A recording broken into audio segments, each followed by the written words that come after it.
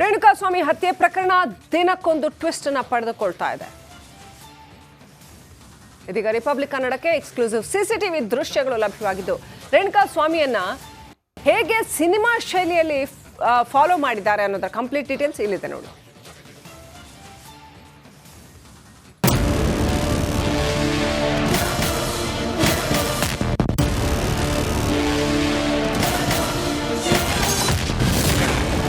Renukaswamy kidnap ಆಗಿದ್ದ ಹೇಗೆ ಗೊತ್ತಾ? ರಿಪಬ್ಲಿಕ್ ಕನ್ನಡಕ್ಕೆ ಸ್ಫೋಟಕ ವಿಡಿಯೋ ಲಭ್ಯ.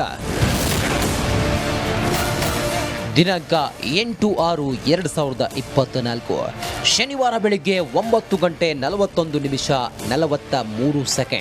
ಸ್ಕೂಟಿಯಲ್ಲಿ ತೆರಳುತ್ತಿರುವ ರೇಣುಕಾಸ್ವಾಮಿಯನ್ನ ಆಟೋದಲ್ಲಿ ಹಿಂಬಾಲಿಸುತ್ತಿರುವ ಹಂತಕರು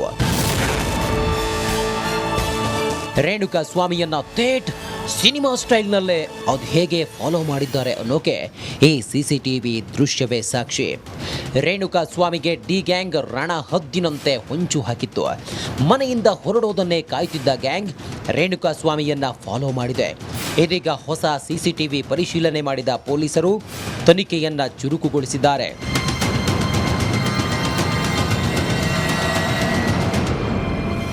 ರಘು ಟೀಮ್ ತುರುವನೂರು ರಸ್ತೆಯಿಂದ ರೇಣುಕಾಸ್ವಾಮಿ ಬೆನ್ನು ಬಿದ್ದಿದೆ.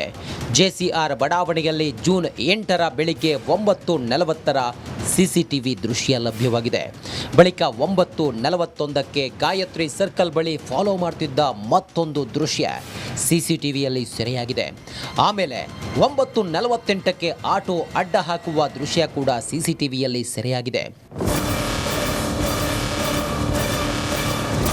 ರೇಣುಕಾಸ್ವಾಮಿಯನ್ನ ಅಡ್ಡ ಹಾಕಿದ ಗ್ಯಾಂಗ್ ಬಾಲಾಜಿ ಬಾರ್ ಬಳಿಯಿಂದ ನಡಿ ಈಗ ಶುರು ಮಾಡೋಣ. ಕೇಸರಿಯಿಂದ ಮನೋಲ್ಲಾಸ ಮನಸ್ಸು ಮತ್ತೇರಿ ಕುಣಿದಾಡಿದೆ ನೋಡು, ಮನಸ್ಸು ಮತ್ತೇರಿ ಕುಣಿದಾಡಿದೆ ನೋಡು. ಕ್ಷಣ ಕ್ಷಣವೂ ಆಚರಿಸಿ ಕೇಸರಿ ಹಬ್ಬ. ವಿಮಲ್ ಬಾಯಲ್ಲಿ ಹೇಳಿ ಕೇಸರಿ. ರೇಣುಕಾಸ್ವಾಮಿಯನ್ನ ಕಿಡ್ನಾಪ್ ಮಾಡಿದ್ದಾರೆ. ರೇಣುಕಾಸ್ವಾಮಿಯನ್ನ ಕಿಡ್ನಾಪ್ ಮಾಡಿದ ರಘು, ಜಗ್ಗು, ಅನು ಆ್ಯಂಡ್ ಟೀಮ್ ಅಲ್ಲಿಂದ ಪಟ್ಟಣಗೆರೆ ಶೆಡ್ಗೆ ಕರೆದೊಯ್ದಿದ್ದಾರೆ.